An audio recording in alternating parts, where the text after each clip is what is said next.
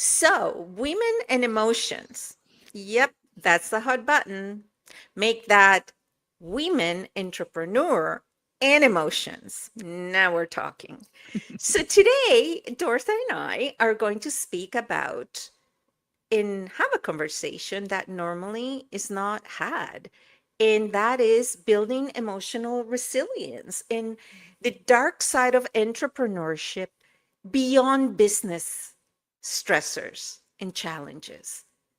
And I think we need to talk about that. And Yeah. I have questions. Whether this is a woman, man, is it cultural, is it demographic? Like what the heck is going on?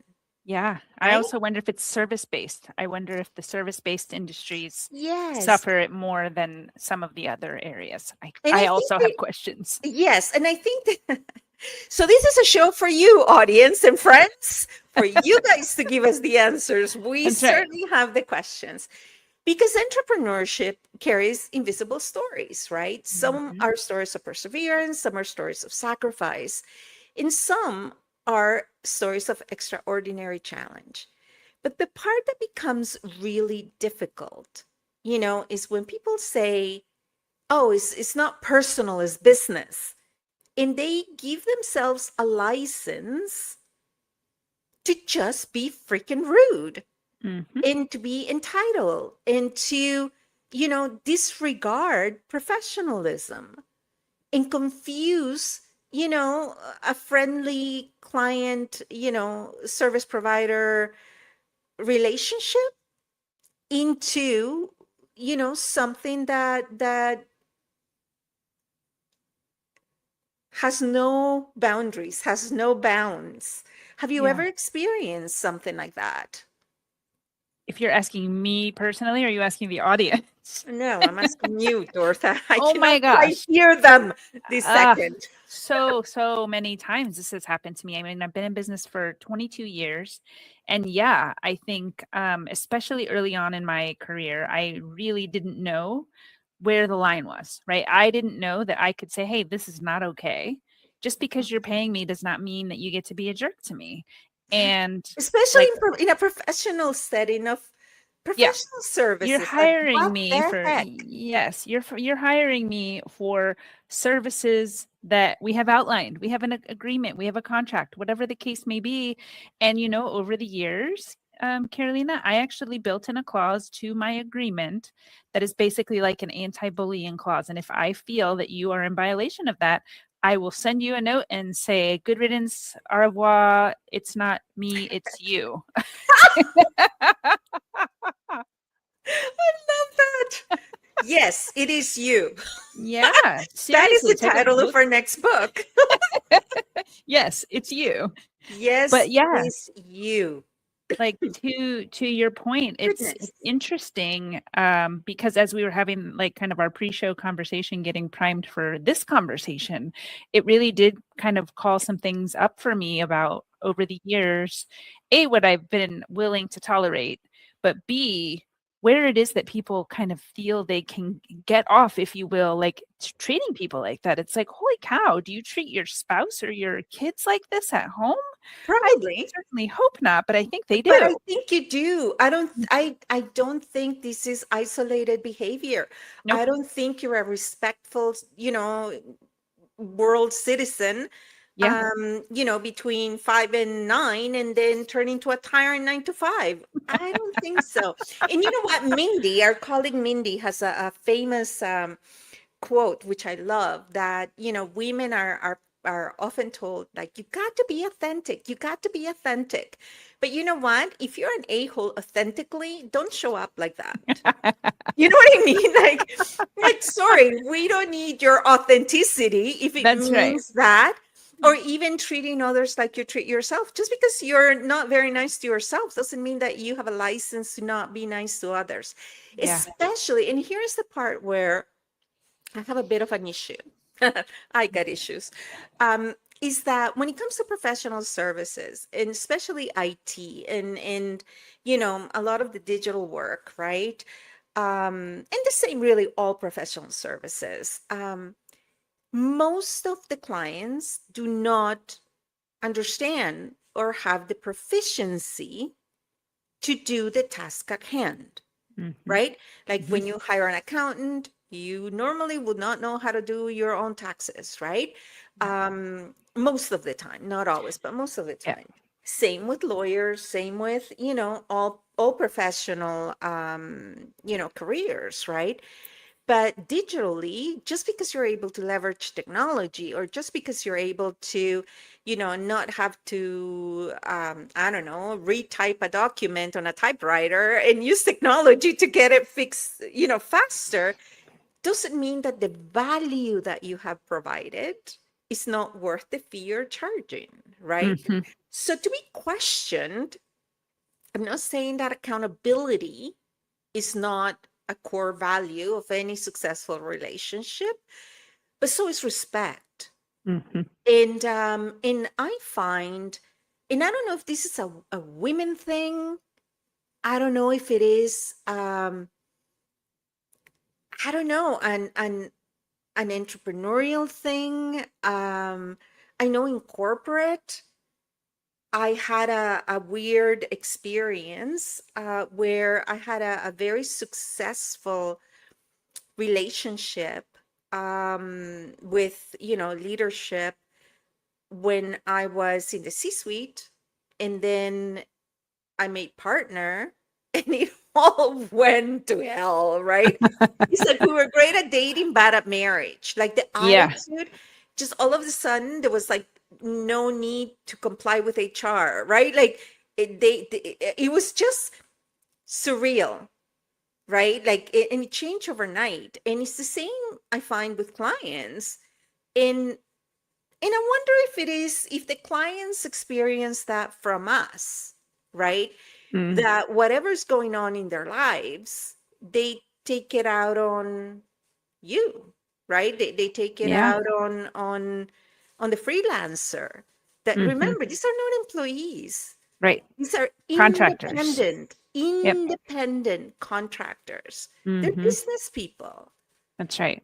And I've had clients over the years blur that line, and I've had to call that into check as well. Where in California, especially in the United States, it's different everywhere. So I'm not speaking broad strokes Mhm. here, but when you treat a contractor as an employee, there are different expectations there, and you have to be really careful because Oh, if you are treating someone as an employee, that relationship change the tax can and the yeah, liability. all of the Yeah. implications that come with it. So Mm. it's really interesting that sometimes that line can get blurred, and so it's really hard, and it puts a lot of onus on the service provider, right? Because now Yeah. we're having to like wear the HR hat, and we've got to wear the hat of compliance, and Yeah. and do our specialty of like what the person hired us for. It's like, can you just not do some good humaning in the world and like not be an a-hole? Like, Yeah. And you know what? I wonder, and I reflect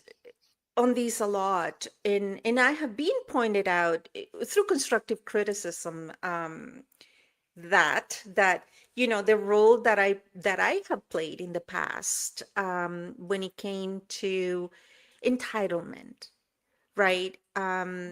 And you and I have collaborated for, goodness, like 5 years or yeah. more. And when it feels like more in a good way. It feels like we've been at this for like ever.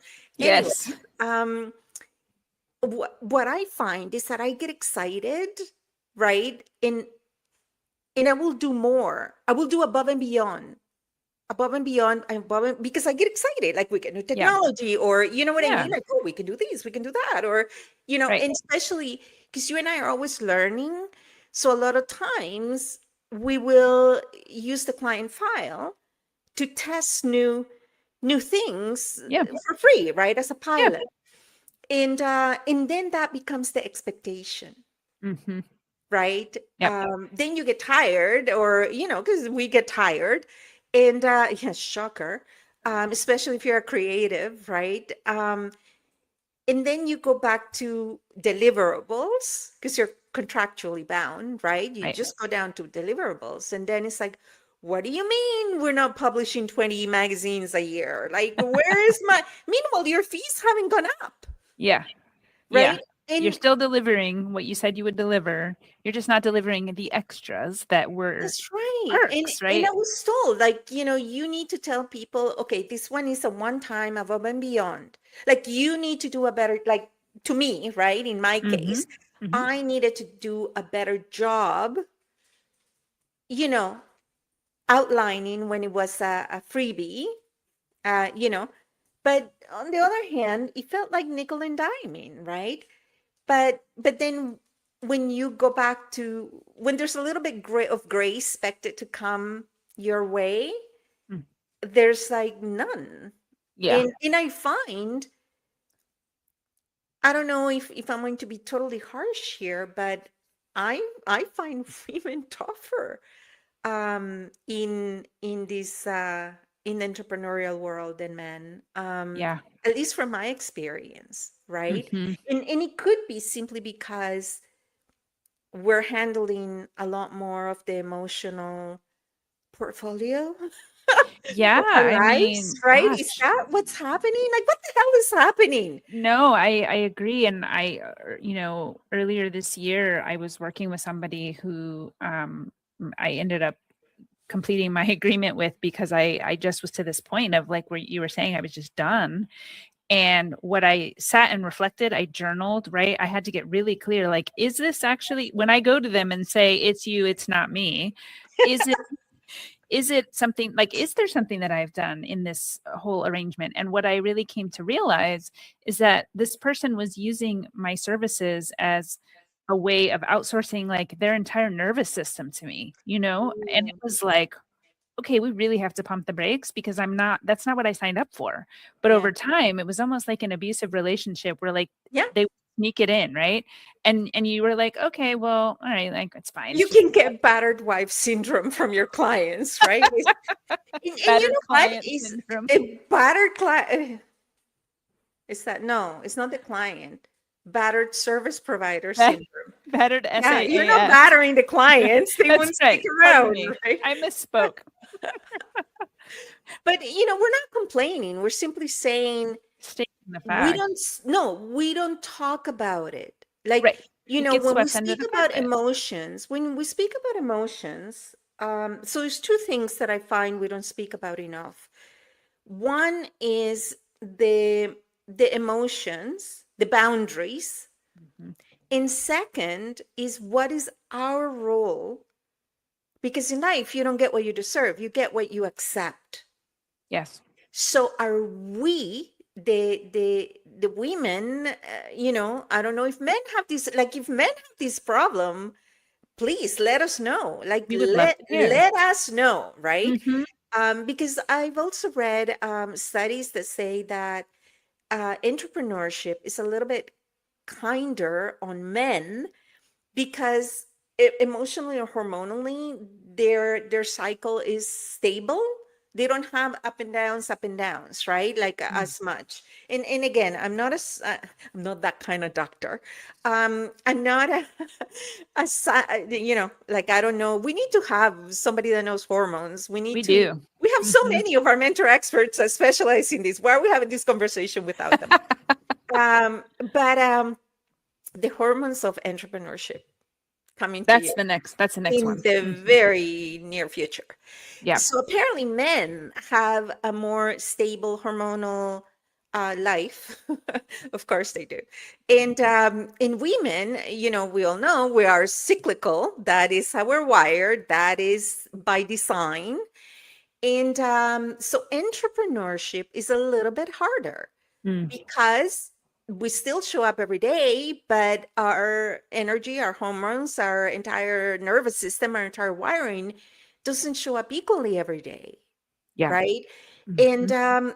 and again, I'm not making excuses for the client or for us. I'm just saying it seems to be a fact.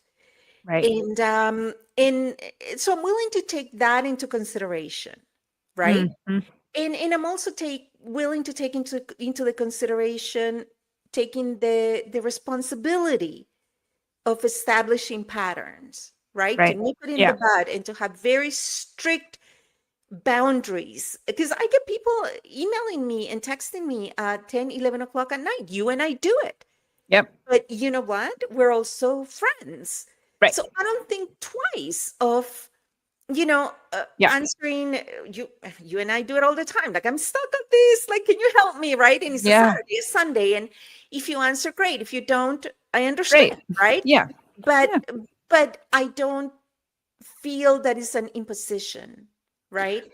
Correct. But there comes a weight with it when a client does it because there's that contractual agreement. And y- I've had to sit and wonder sometimes, like, did this person seriously send me a text at, like, 3 in the morning or whatever? Like, knowing that I get up at 4 in the morning, like, that I would see it, Mhm. right? And then, like, they want it to be a priority, but then when you talk to them, like, "Oh, don't worry, I sent that to you because I was thinking about it. I didn't mean Now, it for you." one of my colleagues and friend, you see, that's the problem, right? He's like, this is a parent. Can you be friends with your children? It's like, can as a service provider be friends with your clients? Yeah, it's a great question. And then where are the boundaries, right? Because one of an esteemed colleague and somebody I respect greatly, and I hope you're watching, um, is she has at the bottom of her email, like, like something like, beware that our working hours may differ, as even our time zones. Yeah, So please answer at your convenience, I love that. Well, right? you've seen, And like, my autoresponder on my yes, yeah, email, right? Those are yes. some of the boundary impositions that I've had to get a lot more kind of forceful with, and I feel part of it for me that I noticed the shift was during the pandemic. I Hmm. feel like people getting online completely really kind of opened a door of availability, if you will, for Hmm. people to always be on, and Now, especially in the entrepreneurial world. Go do ahead. you feel it like rhymes with itchy when you do that? Which part? When I do what? When you set boundaries Oh my gosh. Yeah. Heck yeah. in you know what I mean? And you're Yes. like, you know what? It's Sunday afternoon. I see it. I'm not answering until Monday Monday during morning. office hours. Although I will tell you, I Yes. have responded to things and scheduled them so that it's out of my brain, because when I see it, then it's in the back of my head and I don't want it taking up real estate in my Mm, brain. So okay. I'm like, I'll type a response either on my phone, or I'll go into my office if I'm available at home, and I'll respond and then schedule it for the next morning, because then it's not living rent free in my head. Yeah. And we had a great episode with one of our newest mentor experts here in Toronto. And she's a therapist, plugging for Karen Ritz. I totally mispronounced her last name. I just realized that. Kurtz.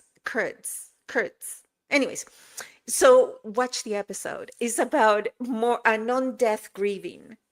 So how you grieve non-death things, right? Like Hmm. losing a client, for example, right? Yep. And then you really have to stop and think, especially if it's a difficult relationship. Are you missing the client or are you missing the revenue, right? Yeah. Like, really, because you cannot possibly be missing the abuse and the disregard for the worth that you bring, or disregard for the value of the services Yeah. that you are providing. And Yep. which, if they question, they ought to shop around, like Yeah. shop it around, because I know I am not the first person to be your service provider on this topic, right? Right. So, check the pattern, right? Yeah. But Yeah. I sorry, go ahead. No, I was just going to say, and I think that that's also an interesting thing you just brought up about. I talked about that in my first book on grief, around like losing a client or losing, a business partner, something like that. It's a loss, and it's something that you have to go through a process of. And it's been such a long time for me that I've had that happen so deeply, that earlier this year when this happened, I did go through like a grieving cycle. And there's like a couple of months there where I was like, am I okay? Like, is it like, really Mm, had to kind of check in with myself, because I was like, gosh, I was really dealing with a lot with that particular person, and kind of just checking in with myself with existing clients. Like, okay, are things good here? And then, it just kind of makes you question. everything kind of everywhere. So it's an interesting thing when Can it a happens. people pleaser be an entrepreneur? It's a great question. Right? Like, because there is some kind of fact to business. Yep. Of course there is, right? Yeah, naturally. And we men and women are wired differently. Yes, we are within a spectrum. So, one end of one spectrum can match the other. It's not 100% gender. But one of the things that I really admire about, you know, men entrepreneurs that I know is that ability that, what? It's business. It's not which is different than it's not personal, it's business. That's Mm, just, trying to find a workaround being you fill in the blank. Um, but, but to be a lot more grounded and a lot more factual, mhm, right? And not but even in the nature of the enterprise, a lot of the entrepreneurs that I meet that are women are enterprises that began based on a passion or a cause, mhm. right? Like if think of someone who, God forbid, had a child with a challenge, and they recognize a gap in in either the supply chain or culturally or anything like that, and they will often start their own business right out of Yeah, it because they yeah. realize there's other people like it Mhm. that that have the same need, that have the same unmet need, Right. right? Yep.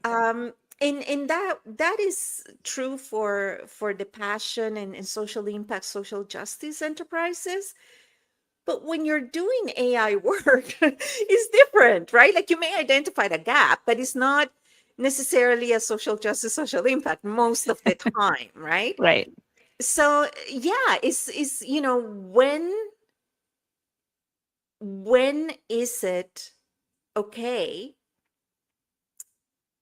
to really set your foot down and set your boundaries? Is like now that we invoice electronically, we don't have the back of the invoice with the terms and conditions, right? Like, Yeah. and do we enter into these conversations at the beginning of the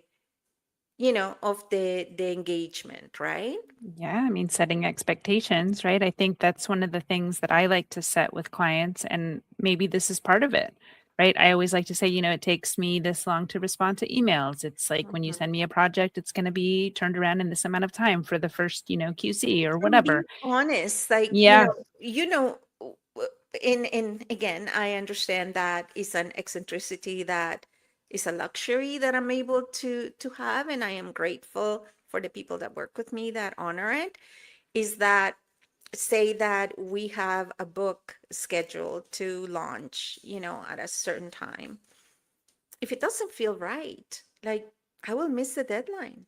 Hmm. It just doesn't feel, either the topic, the subject, the timing, because culturally you can become tone deaf in seconds, Right. right? Because of a major event, right? Yep. That's right.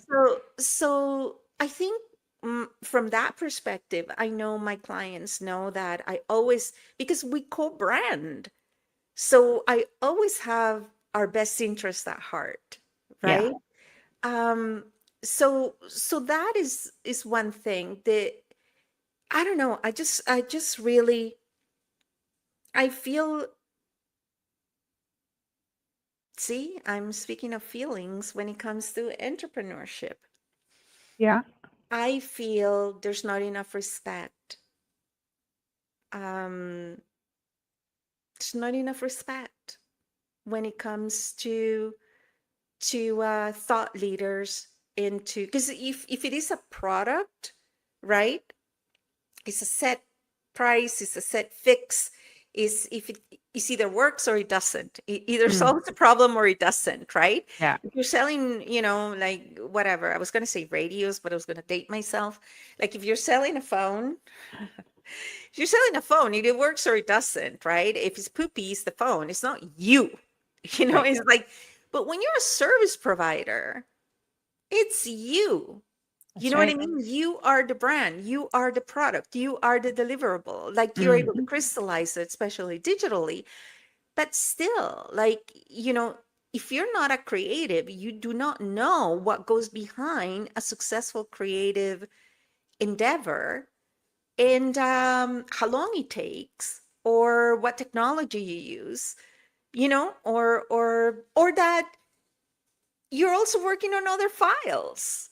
Like, you aren't, unless you're paying for like 24/7, whatever, Concierge service. concierge, white glove, first class.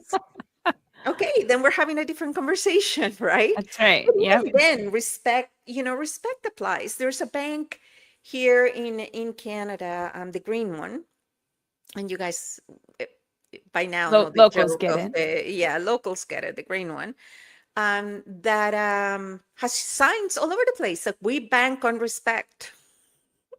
It's like, I love it, right? Because I'm Yeah. sure their tellers go through, sometimes under stress, less than gracious exchanges.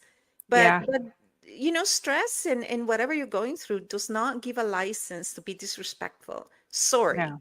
you know? And the same applies in entrepreneurship, and I think you're pulling that thread through, is that it doesn't matter what's going on at home for me or what's going on at home for you. When we show up in this space to co-create whatever it is we're working on, I see you, you see me, and here we are as two human beings coming together in this agreement that we've signed and agreed to work under. Mhm. And whatever happened at home, and whatever happened at home happened at home, and we leave it there.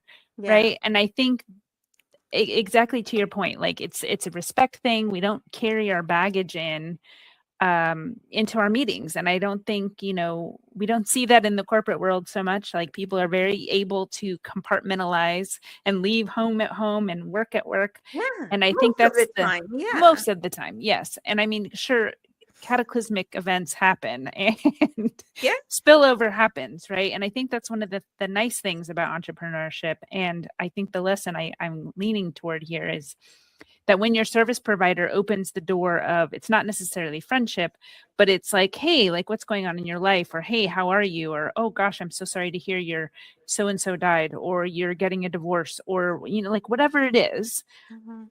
And that isn't like a door opening to a therapy session, right? Mm. It's a compassion and a humanity thing, and there's a time and place for deeper conversation about that, but it doesn't belong in the container or the vegetable of the work thing that Yeah. you're working on. Did you just say vegetable? Vestibule, Oh, vegetable. vestibule, vestibule, I was following and I'm going like, Vestibule. she's good. She's good. Wait a minute. There's a vegetable. What kind of vegetable? And it's me. I am the turnip that just fell off the truck. Oi. You know what is tough. It's tough because It the is. summer's slow. Entrepreneurship is hard. There's Yeah. easier ways to make money than entrepreneurship. Of course, it's rewarding. Otherwise, why the heck wouldn't we do it, right? Yeah. Um, but is taking that responsibility and valuing yourself, right? Yeah. More than when you can afford it, the revenue. And even if you cannot afford to cut ties immediately, begin to plan the exit. Yeah. Begin to plan the exit, Yep. right? And Mel Robbins, like, let them and Hmm. let me, Yep. right? And super important. So whatever you're going through during the slow months and during the stress, right? Stress of the market, stress of social political issues, know that it's not okay to take it out on people, and Yeah. especially people that are trying to help you be better and do better. And you don't know what they're going through, That's right. right? Maybe service gone down, so instead of ripping on them, just ask them, That's right. is That's everything okay, right? And within courtesy, like, or how can I help, Yeah. like whatever, right? Just acknowledge that you've noticed a change Yep. and have the conversation. What is this about? And it goes Mhm. both ways, That's right. right? But neither has to accept disrespect and a breach of boundaries. So, That's right. Yeah. I have, that's part of my creed. I have a personal creed, and the okay. number 6 on that list is remember that everyone is carrying something, lead with compassion, and respond Mm. with kindness. Ooh. Is your creed public? Is it on your website? Not yet. I just finished it, and I have it. It's got like some great imagery. I'm looking at it on my second Okay. screen here, and I'm like, I love I it. would love to find out the other parts on your. I'll send it to you. Okay. Well, Yeah. so we share. No, that's so we're in the know and you're not. Because that should not add to anyone's neurosis. So, That's right. That's right. anyways, you know what? These are the parts of entrepreneurship that are not necessary. There's enough stress that comes with it that, all of the extras that we take on, we need to have the courage to go, no, no, this is bus driver, this is my stop. That's right. And have the courage to do that. Your future self will thank you. I feel like this topic ought to be something that we revisit regularly because I think it's an important one, and I feel like we only kind of scratched the surface of the iceberg, with the big, massive quantity of ice below the surface. I feel Yeah. like it's an important one. And I would love to have one of our gentlemen mentor experts I join would love us to. to That hear would be their great. perspective. So, And then we can get and the therapist as well, because I ooh, think the psychological Karen, piece yeah. is Oh, that is a that would date. Yes, I'll reach out to her right away. So, sounds thank good. you, everybody. Thanks for listening to us. This is an important topic. So, Yeah. hope you're having a great summer. Until Bye. next time. Bye.